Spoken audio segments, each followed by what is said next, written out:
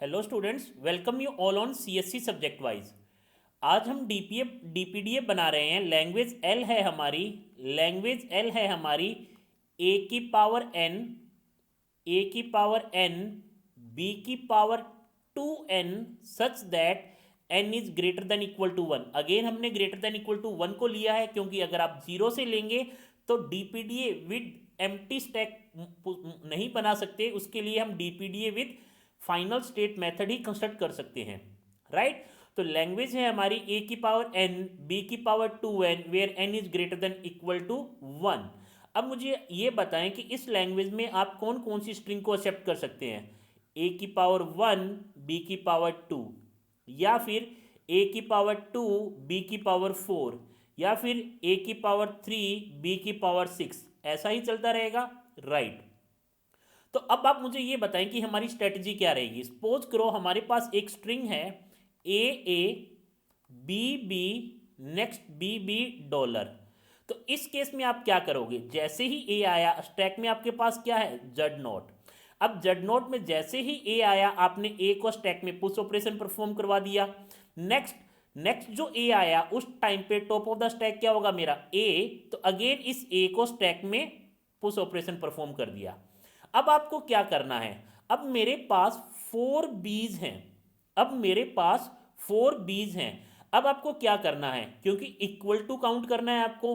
तो क्या करें, जैसा ही पहले बी आए आप उसको स्किप कर दो। उसके लिए नो ऑपरेशन, इट मीन्स ए को पॉप नहीं करना।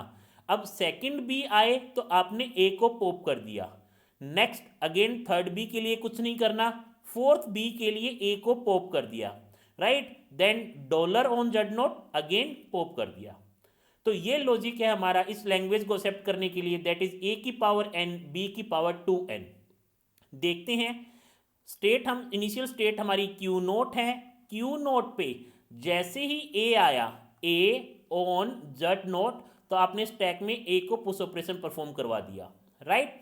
नेक्स्ट बच्चे ए ऑन ए, जैसे ही ए ऑन ए आया तो डबल ए हो गया स्टैक में। मीन्स सबसे पहले जड नोट था, इनिशियल स्टैक एलिमेंट क्या था बच्चे, जड नोट। अब जड नोट पे जैसे ही ए आया एक सिंगल ए को आपने स्टैक में पुश करवा दिया। अब बच्चे ये अगर ये सेकंड ए आया तो उस टाइम पे टॉप ऑफ द स्टैक क्या है, ए ऑन ए, अगेन आपने पुश ऑपरेशन परफॉर्म करवाया, राइट। अब अगर आपके सामने बी आ जाए, उस टाइम पे टॉप ऑफ द स्टैक क्या है, ए। तो आपने क्या किया, बी ऑन ए कुछ भी नहीं किया, बाईपास किया स्टैक पे, ना पुश ऑपरेशन परफॉर्म किया ना स्टैक में पॉप ऑपरेशन परफॉर्म किया। एज इट इज ए को ए ही रहने दिया। नेक्स्ट आप पहुंच चुके हो बच्चे स्टेट नंबर 1 पे। अब स्टेट नंबर 1 पे अगर फिर से बी ऑन ए आए तो अब इस ए को आपको क्या करना है, पॉप करना है। तो आपने स्टैक में से इस ए को पॉप आउट कर दिया। क्लियर है आपको। नेक्स्ट तो आप स्टेट नंबर 2 पे आ चुके हो। अब मुझे ये बताओ, अगेन थर्ड ए के लिए आपको कुछ भी नहीं करना, फोर्थ ए के लिए पॉप करना है। इट मीन्स अगर बी ऑन ए आ जाए तो आपको ए ही रखना है। अब थर्ड बी के लिए आपको कुछ भी नहीं करना था। फोर्थ बी के लिए अगेन आपको इस ए को पॉप करना है। तो फोर्थ बी आपका यहाँ इस Q1 से Q2 वाले केस में कवर हो जाएगा। आ रहा है आपको समझ में। और अगर अब आपके पास डॉलर आ जाए, डॉलर ऑन जेड नोट, तो आपने क्या करना है my dear, dollar on Z naught is equal to, अगर आप पॉप करना चाहते हो पॉप कर सकते हो, फाइनल स्टेट में जाना है तो आप फाइनल स्टेट में जा सकते हो। मैं यहाँ पॉप कर रहा हूँ, स्टैक को एम्प्टी कर रहा हूँ। इट मीन्स ये जो डीपीडीए है ये कौन सी लैंग्वेज को एक्सेप्ट कर रहा है, ए की पावर एन, बी की power 2n where n is greater than equal to 1। अब इसी डीपीडीए को बनाने के लिए एक और लॉजिक है, उस लॉजिक को अब हम डिस्कस करते हैं। लॉजिक क्या है कि सपोज करो, सेकंड लॉजिक को हम डिस्कस कर रहे हैं, ध्यान से देखना।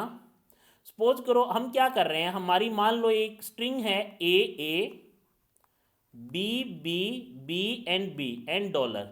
तो हमने क्या किया, जैसे ही फर्स्ट ए आया तो स्टैक में जड नोट था, जड नोट ए ऑन ए पे डबल ए को पुश ऑपरेशन परफॉर्म कर दिया। फिर नेक्स्ट ए जैसे ही आए तो हर एक ए के लिए दो ए को स्टैक में पुश ऑपरेशन परफॉर्म कर रहे हो। आप ये भी कर सकते हो। तो अब क्या होगा, अब हर एक बी के लिए एक ए को पॉप करो, हर एक बी के लिए एक ए को पॉप करो, हर एक बी के लिए एक ए को पॉप करो। तो इससे क्या होगा, आपके इक्विवेलेंट ए की पावर एन बी की पावर 2n कवर हो जाएगा। तो लिखना कैसे होगा इस डीपीडीए को, सपोज करो स्टेट ये मेरी क्यू नोट है, क्यू नोट स्टेट पे, अब ध्यान से देखना आप यहाँ पे क्यू नोट स्टेट पे A on Z naught, right, Q naught state पे ए ऑन जेड नोट। तो उस केस में क्या होगा, आपको कितने ए स्टैक में पुश ऑपरेशन करवाने हैं, double A Z note. It means बच्चे स्टैक में 2 एज अभी तक पुश ऑपरेशन हो चुके हैं। लाइक ये मेरा जेड नोट था, जेड नोट ऑन ए आया तो आपने डबल ए को स्टैक में पुश ऑपरेशन परफॉर्म करवा दिया, राइट। अब जब सेकंड ए आया, मान लो मेरी स्ट्रिंग थी A B B B B, right, तो फर्स्ट ए के लिए आपने स्टैक में 2 एज को पुश ऑपरेशन परफॉर्म किया। अगेन नेक्स्ट ए, जब नेक्स्ट ए को रीड करोगे तो top of the element A ही रहेगा, top of the stack A ही रहेगा, तो ए ऑन ए। अब आप मुझे ये बताएं कि ए ऑन ए पे आपको क्या करना है, अगेन डबल ए को पुश ऑपरेशन परफॉर्म करना है और उसके नीचे पहले वाला ए ऑलरेडी एग्जिस्ट करता था, राइट। तो इस तरीके से बच्चे आप हर ए के लिए 2 ए को स्टैक में पुश ऑपरेशन परफॉर्म कर सकते हो। बट अब आपको क्या करना है, बी ऑन ए आपको क्या करना है, हर एक बी के लिए एक ए को पॉप करना है। बट लास्ट वाले केस में फर्स्ट बी के लिए हम स्किप कर रहे थे, सेकंड बी के लिए ए को पॉप कर रहे थे। तो ये दोनों लॉजिक राइट हैं इस प्रॉब्लम को सोल्व करने के लिए। तो अब हम आ चुके हैं स्टेट नंबर Q1 पे। जैसे ही Q1 पे आए तो और बहुत सारे बी आ सकते हैं, टॉप ऑफ द स्टैक ए रहेगा, हमें पॉप करना है। फाइनली जिस दिन डॉलर आया, डॉलर ऑन जेड नोट को भी पॉप कर दो और एम्प्टी स्टैक मेथड से इसको एक्सेप्ट करवा लो। तो ये जो दोनों लॉजिक हैं, ये दोनों लॉजिक आपकी लैंग्वेज ए की पावर एन बी की power 2n where n is greater than equal to को एक्सेप्ट कर रहे हैं, राइट। आप किसी भी लॉजिक से इसे कर सकते हैं। मिलते हैं नेक्स्ट वीडियो में। Thank you so much.